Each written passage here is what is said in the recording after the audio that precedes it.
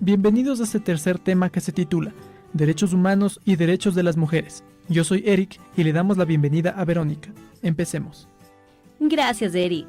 ¿Sabían que los derechos humanos surgen en la historia de la humanidad como una conquista de determinados grupos sociales excluidos?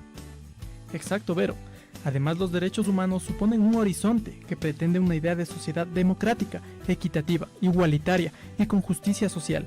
Y son herramientas que permiten a las personas y a los pueblos alcanzar niveles de vida digna, con igualdad, equidad, libertad y justicia social.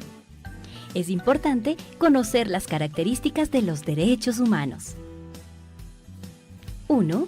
Son inherentes, innatos a todas las personas sin discriminación alguna. 2. Son universales, por cuanto se extienden a todo el género humano, en todo tiempo y lugar. 3. Son inalienables, por ser irrenunciables al pertenecer en forma indisoluble al ser humano. No pueden ni deben separarse de la persona, no pueden transmitirse ni renunciar a ellos. 4. Son inviolables, porque ninguna persona o autoridad puede actuar legítimamente en contra de ellos. 5. Son imprescriptibles, porque no se pierden en el transcurso del tiempo, independientemente de si se hace uso de ellos o no.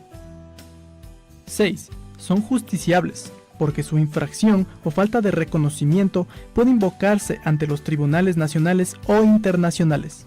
7. Son indisolubles. Todos deben ser ejercidos en su contenido esencial, al tener igual grado de importancia. 8. Son indivisibles, porque los derechos humanos no tienen jerarquía entre sí. 9. Son irreversibles. Todo derecho formalmente reconocido como inherente a la persona humana queda irrevocablemente integrado a la categoría de derecho humano que en el futuro no puede perderse.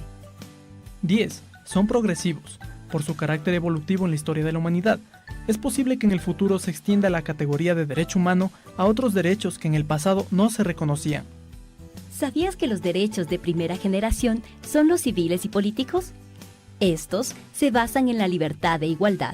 Protegen la vida, la libertad, la seguridad, la integridad física y moral de las personas, así como su derecho a la libertad de organización, a participar en la vida pública y de gobierno. ¡Excelente! Por otro lado, los derechos de segunda generación son los económicos, sociales y culturales. Están orientados a lograr adecuadas condiciones de trabajo, servicios, bienes materiales y culturales, que permiten alcanzar una calidad de vida digna y están vinculados a la satisfacción de necesidades. ¿Sabías que una de las características de esta categoría de derechos es el rol del Estado frente a generar las condiciones necesarias para que los derechos se cumplan? Sin embargo, el no cumplimiento de estos derechos no se puede judicializar. Algunos de estos derechos son derechos a la educación, la vivienda, la salud, la tierra, el trabajo, la seguridad social, entre otros. De acuerdo y bueno, aquí también están los derechos colectivos, considerados como derechos de los pueblos, que evidencian la necesidad de un reconocimiento de los derechos en una dimensión colectiva. Claro, algunos de estos son derecho a la existencia y a la autodeterminación, derechos al desarrollo, derechos al medio ambiente sano, entre otros. Y finalmente, los derechos sexuales y reproductivos, DSR, son aquellas necesidades y condiciones que todo ser humano requiere satisfacer para el ejercicio pleno e integral de las capacidades de su sexualidad. ¡Qué buena información! Además, estos derechos adquirieron legitimidad y visibilidad a partir de la Conferencia Internacional sobre Población y Desarrollo, realizada en El Cairo en 1994, y de la Conferencia Internacional de la Mujer, realizada en Beijing en 1995. Vero, ¿sabías que este incluye el derecho humano de las personas a tener control y decidir libre y responsablemente respecto de su sexualidad, incluida su salud sexual y reproductiva, sin verse sujetos o sujetas a coerción, discriminación o violencia? Los DSR son importantes para la organización sindical, ya que como el resto de derechos humanos, expresan una historia de batallas libradas por colectivos movilizados, en este caso del movimiento de mujeres y de grupos GLBTI.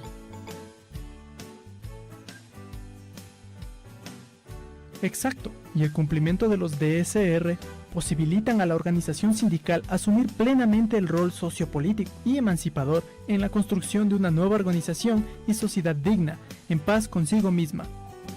Además, dentro de los derechos sexuales y reproductivos, se menciona que estos han sido reconocidos y contemplados en diferentes instrumentos internacionales, entre los cuales podemos mencionar los siguientes: Declaración Universal de Derechos Humanos, Pacto Internacional de Derechos Civiles y Políticos, Convención sobre los Derechos del Niño. Sumado a esto, existen documentos internacionales que han sido aprobados por consenso en lo que se refiere a los derechos sexuales y reproductivos. Algunos de estos son: La Conferencia Mundial de Derechos Humanos, realizada en 1993, en la que se sostuvo que los derechos sexuales de la mujer son derechos humanos. y el Estatuto de la Corte Penal Internacional, realizado en Roma en 1998, que define y codifica la violación, la esclavitud sexual y otros crímenes contra la humanidad.